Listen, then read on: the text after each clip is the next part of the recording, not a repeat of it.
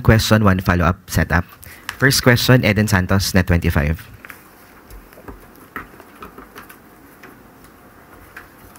Yusek, good morning po. From your previous briefing, sinabi niyo po na sa kanya pala nanggaling ang fake news referring to Vice President Sara Duterte. Siya pala ang source ng fake news na ito na pinapakalat laban sa unang ginang kay First Lady.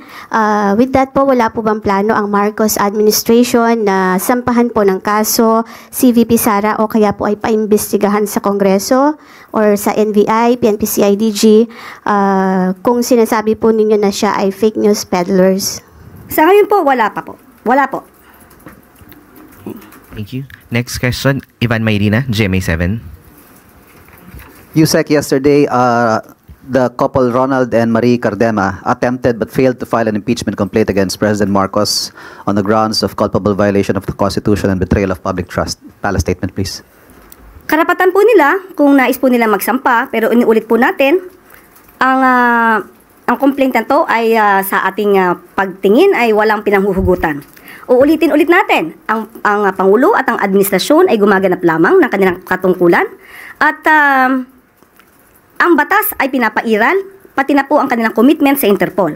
Kung mayroon mang sariling interes patungkol dito, na naisin pa ba nila na hindi sundin ang batas, hindi ipagpatuloy ang commitment o talikuran ng commitment sa Interpol para sa mga taong inaakusahan ng crimes against humanity. So muli, maliban po sa ginagawa po ng Duterte Youth Party List patungkol po dito, mas maganda rin po bilang mambabatas, makagawa sila ng mas maraming batas. Follow-up question, Ivan Mayrina. Election na po sa Lunes, Yusek. Ultimately, ang impeachment po ay numbers game. Have you spoken to the President about this impeachment complaint? And does he remain confident that he will continue to have the numbers to keep him safe from an impeachment for the rest of his term?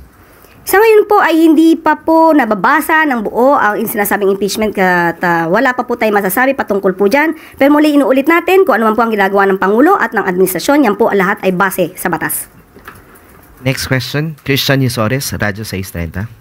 Good morning, Yusek. I understand, ma'am, na nag-iimbestiga na ang luwa doon sa mga reklamo sa Prime Water. Pero yung grupong bayan muna kahapon po ay naghain ng complaint laban sa kumpanya.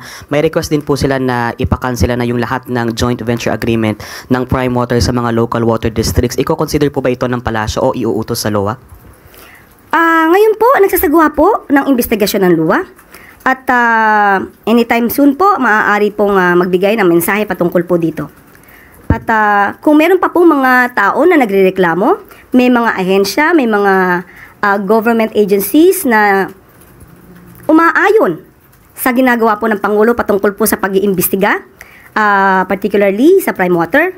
Yan po ay ating wini-welcome dahil ibig pong sabihin, ang aksyon pong ginawa ng Pangulo ay hindi lamang po pamumulitika. Tandaan po natin, ang estimated po na sinasabi na apektuhan po ng hindi magandang serbisyo ng Prime Water ay umaabot na po sa 16 million na katao. So, kailangan lang po talaga itong mabilisang maaksyonan. One follow-up lang po. Yung sa panawagan po nila na ipakansela lahat ng JVA ng Prime Water sa mga local water districts, open po ba dito ang palasyo? Unang-una po, ang Pangulo at ang administrasyon ay naniniwala po sa due process. Hindi po tayo laging may kasabihang cut the process. So, aalamin po natin lahat kung ano ba, kung may anomalya, kung ano may pagkukulang, at ano pa yung dapat na ipahinto. Next question, Tristan Nadalo, Newswatch. Good morning, Yusek. Habemos Papam, meron na pong bagong Santo Papa ang Roman Catholic Church, si Pope Leo XIV. Siguro po anong mensahe ng palasyo ni Pangulong Bongbong Marcos sa pagkakaroon ng panibagong Santo Papa? Masaya po na meron na po tayong bagong Santo Papa at hintayin po natin ang kanya magiging mensahe ngayong pong araw na to. Follow-up question, Maricela Lili, TV5. Yusek, good morning. Did the President monitor the announcement last night? Did he wake up until early morning? Ay, hindi ko po natanong kung na siya ay nagising ng maaga po, pero ilalabas niya po yung mensahe. Pagka po kami ay nagkaroon ng pagkakataong magkausap ngayon, tatanungin ko po kung anong oras siya nagising. Opo. Next question. One more question from Tristan Nadalo. Okay. Yusek, kagabi po ay umattend si VP Sara sa meeting de avance ng PDP Laban. At sinabi niya po, ngayon daw nawi-witness ng buong bansa ang isang systematic demolition job against its political opponents. Sabi niya po, hindi sila ang problema, hindi Duterte ang problema ng Pilipinas. Kasi sino raw pong makikinabang kung tuluyan ng burahin sa mundo ang pamilyang Duterte? Hindi ang mga Pilipino, lalong hindi ang biktima ng mga krimen o yung mga nagugutom. Anong reaction po ng palasyo dito? Opo, tayo po ay nakapanood ng kanyang mga tinuran at ang mga negatibo niya pong nabanggit doon sa ating pagsusuri ay mukhang ang dinidescribe niya po ay ang kanyang sarili at ang pamilya Duterte. Nabanggit niya po, kung di po tayo nagkakamali, sa kasamaang palad, inuluklok natin ang isang leader na walang kakayahan maintindihan ang tunay na kalagayan ng Pilipino. Matatandaan po natin na siya po mismo bilang dating DepEd Secretary, siya ang nagsabing hindi niya kaya. Lalo-lalo na, and I quote, "I do not come from the education sector. I don't have an education background, so I cannot review what they are doing.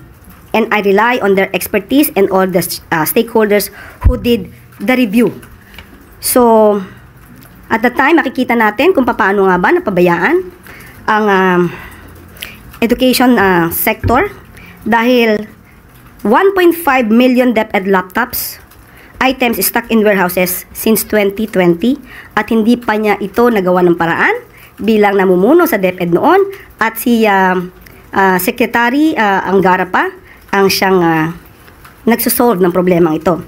Nandun din po ang issue ng panis na gatas, inaamag na Nutriban sa mga public school at ito po ay nagkakahalaga ng 5.7 billion na hindi po napakinabangan ng mga estudyante. At meron din pong nabisto o agarang nasolusyonan ni Education Secretary Sani Angara patungkol po doon sa ghost students na may halaga pong na-recover na 65 million. Kaya po tayo umaayon sa sinabi niyang pinagbabayaran natin ngayon ang pagpili ng maling leader.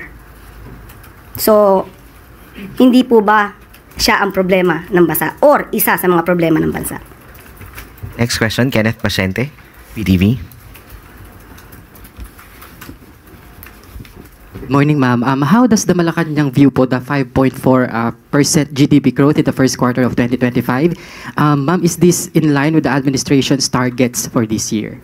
Okay. Maganda pong balita yan dahil po yung GDP po ay nagpapakita po ng progreso at natutuwa po ang ating Pangulo, lalong-lalo na po, of course, ang administrasyon dahil nakikita na po at nababanaag, nagmamanifest na po ang mga pagsisikap ng ating mga opisyales para po mapaangat po talaga ang ekonomiya ng bansa. Ma'am, follow up lang po. Ano po yung plano ng pamahalaan para magpatuloy po yung ganitong trend at or mapabilis pa po or mapaangat pa yung GDP growth? Lalong pagbutihan ang trabaho, lalong maging concern sa mga pangangailangan ng taong bayan. Next question, Raquel Bayan, Radyo Pilipinas. Ma'am, balikan ko lang po yung sa Octa research sa self-rated poverty. How confident are we that we can sustain this momentum, especially po ang target po natin mapalawak pa yung 20 pesos per kilo na bigas? Opo, maganda pong balita po dahil nga from 50%, naging 42% na lamang po. Ibig sabihin, nararamdaman na rin po ng mga taong target po ng mga programa ng Pangulo patungkol po dito sa kagutuman. Nararamdaman naman po nila ang pag-angat, ang improvement. At sisikapin po ng ating Pangulo at ng administrasyon na lalo pang mapalawig ang mga programang ito para po mas lalo maiangat ang buhay po ng ating mga kababayan. Thank you, Yusek. At meron pa po tayong good news. Okay? At patungkol na rin po sa nalalapit na eleksyon, patuloy ang pakikipag-ugnayan ng election watchdogs sa COMELEC para sa eleksyon sa Lunes. Para sa hangaring malinis at tapat na halalan, nagsama-sama ang lahat ng election watchdogs mula sa mga pribadong organisasyon, simbahan, kabataan at iba pang sektor. Sa kanilang mahigpit na pagbabantay, matitiyak na ang bawat boto ay mabibilang ng tama at ang bawat boses ng mamamayan ay maririnig. At sinisiguro rin ng PNP na 100% na silang ready para sa 2025 national and local elections. Ayon kay PNP Chief Romel Marbil, ang sabi po niya, "Let this be clear, our commitment is to serve the Filipino people, not politicians. Our duty is to protect the law and the sanctity of the vote." Kaisang ang administrasyon ni Pangulong Marcos Jr., ating itataguyod ang isang halalang mapayapa, malinis at makatarungan para sa bayan, para sa kinabukasan at para sa isang bagong Pilipinas. At dito po nagtatapos ang ating briefing. Maraming salamat.